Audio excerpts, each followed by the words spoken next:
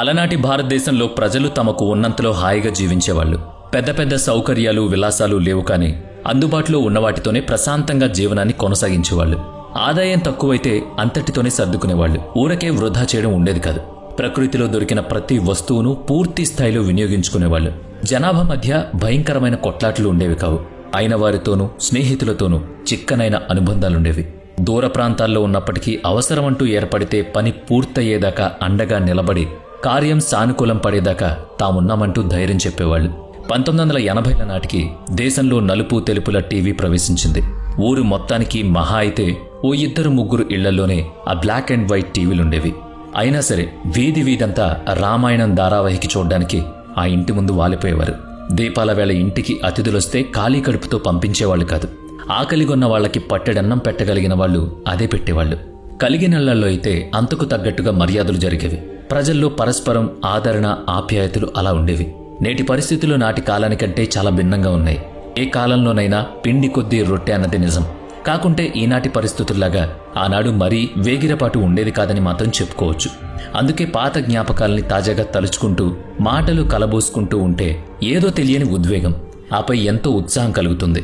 Vintage కార్లు, vintage food, vintage clothing, vintage houses, ఇలా ప్రతిదీ పాతకాలపు వస్తువులతో మన మధురమైన జ్ఞాపకాలు ఎన్నో నెమరు వేసుకుంటూ ఉన్నాం. వాటి తాలూకు ఛాయాచిత్రాలు చూస్తుంటే మనసు పులకరిస్తుంది. ఆ వింటేజ్ ఫోటోగ్రాఫ్స్ మనల్ని విస్మయానికి గురిచేస్తూనే ఉంటాయి. నిజానికి మీరు వాటిని గడిచిన చరిత్రకు ఆనవాళ్లుగా పరిగణించొచ్చు. తలలూపుతున్న పంట చేలు, సడిచేయకుండానే పారుతున్న పంట బోదెలు, కాలోపై అడ్డపెట్టెలు, దూరంగా తెరచాప నావలు, పిల్లల ముఖంపై స్వచ్ఛమైన చిరునవ్వు, రైతు సోదరుడి తలకు పాగ, ఓ చేతిలో కొడవలి మరో చేతిలో కోసిన ధాన్యపు కంకులు, నీళ్ల కావడి మోస్తున్న పనివాళ్లు, గిల్లికజ్జం పెట్టుకునే తొంటరి అల్లర్లు, చాటుగా కోసుకు తినే జాంకాయలు, మామిడికాయలు. అబ్బో, ఇలా చెప్పుకుంటూ పోతే మైకం కమ్మేలా ఉందంటే నమ్మండి. పాత జ్ఞాపకాలు మత్తు అటువంటిది. మరీ పురాతన కాలమేం కాదు. ఓ 4 దశాబ్దాలు వెనక్కి, అంటే 1980ల నాటి భారతదేశం సంగతులు చెప్పుకుందాం. 3.5-4 దశాబ్దాల స్వతంత్ర భారతదేశంలో సంపూర్ణ అక్షరాస్యత ఇంకా సాధించబడలేదు. దాదాపు గ్రామీణ భారతం వ్యవసాయం, పాడి పరిశ్రమల మీదే ఆధారపడి ఉండేది. మట్టి ఇళ్లు, పూరిపాకలు, పెంకుటిళ్లు, ఇల్లెంత చిన్నదైనా కుటుంబ సభ్యులు మాత్రం గడబిడ పడేవాళ్లు కాదు. గంపెడు సంసారం ఉన్నా కూడా అందులోనే పెరిగి పెద్దయి వివాహాలు కూడా అక్కడే అయ్యేవి. మట్టి పేడ అడుసు తొక్కి అలికిన ఇంటికి సున్నంతో ముగ్గులు చల్లితే ఆ అందమే వేరు. ఊళ్లల్లో చిన్న చిత్కా దుకాణాలు కూడా ఉండేవి. టీ దుకాణం, దర్జీ దుకాణం, సైకిల్ రిపేరింగ్, గిన్నెలకు మాట్లు వేయడం, కొలిమి వద్ద ఇనుప పనులు, బట్టీలో కుండలు ఇటుకలు కాల్చేవాళ్లు. ఆ అవకాశం కూడా లేనివాళ్లు సైకిల్కో పెద్ద గెడకర్రకో సామాన్లు తగిలించుకుని తామే మోస్తూ వీధి వీధి తిరుగుతూ అమ్ముకునేవాళ్లు. విద్యుత్ సౌకర్యం ఉండేది, కానీ విద్యుత్ కోతలు మాత్రం విపరీతంగా ఉండేవి. ఇలా ఇళ్లల్లో పెట్రోమాక్స్ లైట్లు, కిరోసిన్ బల్బులు మాత్రం కంపల్సరీ. కనుకనే పొదుగూకంగానే ముందే పనులు ముగించుకునేవాళ్లు. 80వ దశకంలో మరి ఇలా ఉండేదా అని ఆశ్చర్యపోకండి. చాలా గ్రామాలు, కుగ్రామాల్లో ఇంతకంటే తక్కువ సౌకర్యాలే ఉండేవి. ఇంకా చెప్పాలంటే రవాణా కూడా లేని మారుమూల పల్లెల్లో విద్యుత్, మంచినీటి సరఫరాలు ఉండేవే కాదు. ఓ మోస్తరు పంచాయతీల్లో వీధి దీపాలు వెలిగేవి. అదే వెలుతురులో చాలా మంది తమ పనులు చేసుకునేవాళ్లు. దాని క్రిందనే తోపుడు బళ్ళు పెట్టుకుని వ్యాపారాలు చేసుకునేవాళ్లు. బాగా చదువుకునే పిల్లలు ఆ వీధి దీపాల వెలుగులోనే చదువుకునేవాళ్లు.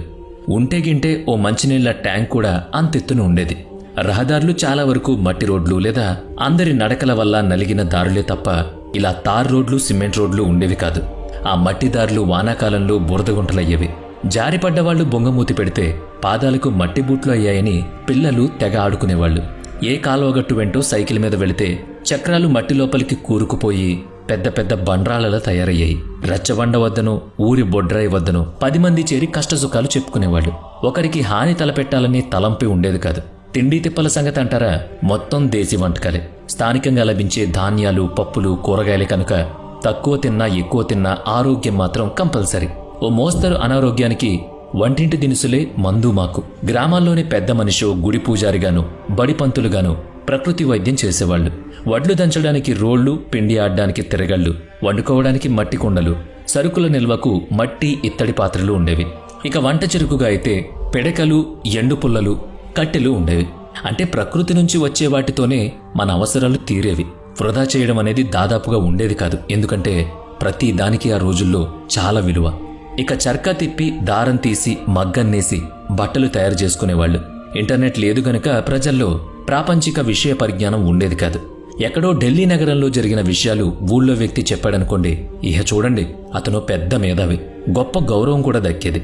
ఏ మాటకు ఆ మాట చెప్పుకోవాలి.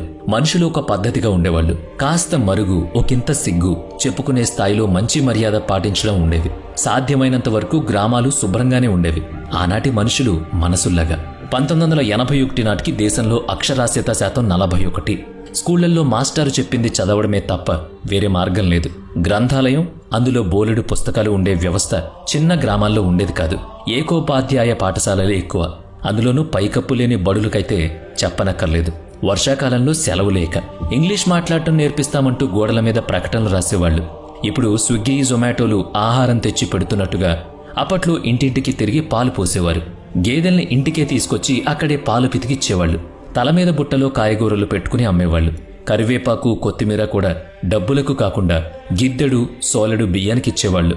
పట్టణాల్లో అంబాసిడర్ కార్లు, పద్మిని కార్లు తిరిగేవి. అలాంటి కారు కలిగి ఉండడం ఓ పెద్ద హోదా, అదేదో గొప్ప.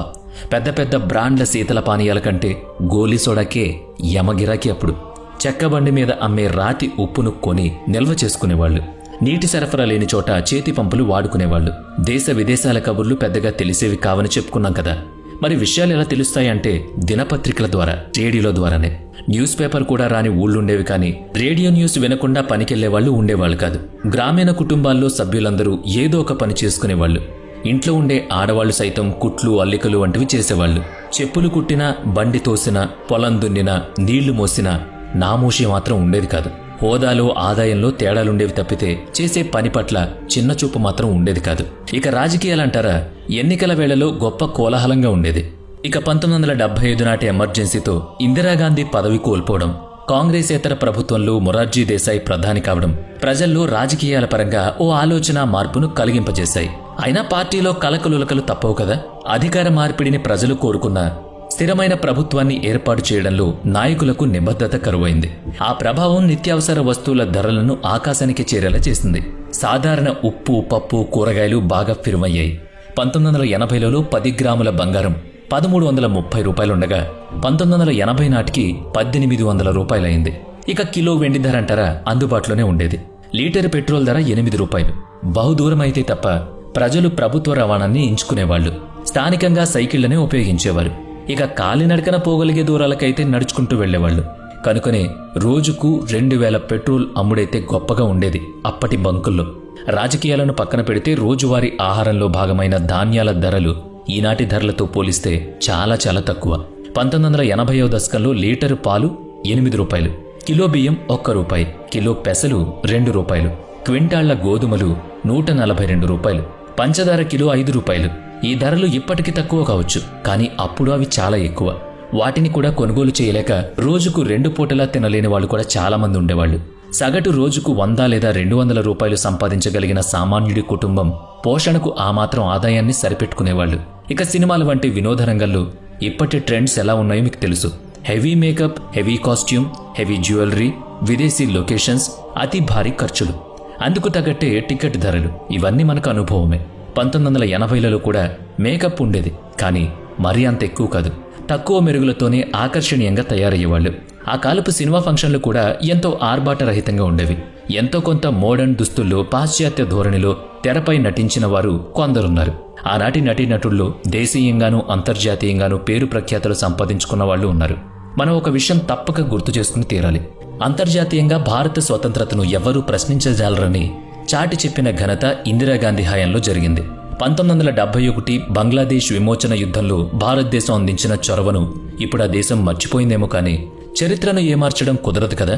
రెఫ్యూజీలుగా బంగ్లా విడిచి భారత్లో ప్రవేశించిన లక్షల మంది పశ్చిమ బెంగాల్, ఒరిస్సా, అస్సాం తదితర సరిహద్దు రాష్ట్రాల్లో తలదాచుకుంటే అందరికీ నీడనిచ్చింది మన భారతదేశం. దాదాపుగా 93,000 మంది పాక్ సైనికుల్ని బంధించి పాకిస్తాన్ను ఓడించి యుద్ధ విరమణ చేయించిన ఘనత నాటి ప్రధాని ఇందిరకు దక్కుతుంది. ఎంతో చురుగ్గా, కీలకంగా విధులు నిర్వహిస్తున్న ఆనాటి మన భారత సైనికుల పాటవానికి జోహార్లు చెప్పాలి. 1974లో ఇరాక్ అధినేత సద్దాం హుస్సేన్ భారత సందర్శనకు వచ్చినప్పుడు ప్రధాని ఇందిరాగాంధీ స్వయంగా స్వాగతించడానికి వెళ్లిన అరుదైన దృశ్యం చూస్తుంటే అమెరికాకు ముచ్చెమటలు పట్టించిన సద్దాం హుస్సేన్ భారత్తో మైత్రి బంధం నెరపడం కూడా అబ్బురంగానే తోస్తుంది. 1974 మే 18లో రాజస్థాన్ పోఖ్రాన్లో అణుపరీక్షలు నిర్వహించిన భారతదేశం తెగువకు అగ్రదేశం, మండిపడిన మనం స్వేచ్ఛా స్వాతంత్రాలకే ప్రథమ ప్రాధాన్యత ఇస్తామని లోకానికి వెల్లడించాం. తమ అణుపరీక్షలు కేవలం స్వీయ రక్షణ తప్ప ఎటువంటి ఉద్రిక్తతలు, దాడులు చేయవని ఆనాటి అంతర్జాతీయ సమాజానికి మనం చాటి చెప్పాం. 1980లలో భారతదేశం మూడో ప్రపంచ దేశాల స్థాయి నుంచి అభివృద్ధి చెందుతున్న దేశాల స్థాయికి ఎదిగే ప్రయత్నాలు ప్రారంభించి నేడు విశ్వగురు స్థాయికి చేరుకునే దిశగా పయనిస్తోంది. బహుశా 1970లు, 1980లలో జన్మించిన వారికి ఆనాటి భారతదేశం, ఈనాటి భారతదేశం సామాజికంగా, రాజకీయంగా, ఆర్థికంగా, వైజ్ఞానికంగా సంపాదించుకున్న క్రమానుగత మార్పులు, పరిణామాలు, మిశ్రమ ఫలితాల గురించి సావకాశంగా గమనించగలిగే అవకాశం ఉంటుంది. నాటి భారతానికి, ఈనాటి భారతానికి అభివృద్ధి సూచికలు మారుండొచ్చు. దేశాభివృద్ధి మాత్రం ఓ నిరంతర ప్రక్రియ. ఆనాటి వారు ఈ మార్పుల్ని గమనించే ఉంటారు. భారతదేశ వికాస చరిత్రను అవలోకించడానికి 1980ల నుంచి ఉన్నవారంతా సజీవ సాక్షులే. మన ఛానల్ మిత్రుల్లో ఉన్న ఆ అన్ని తరాల వారిని, ఆ విశేషాలను మనందరితో పంచుకోమని ఆహ్వానిద్దాం.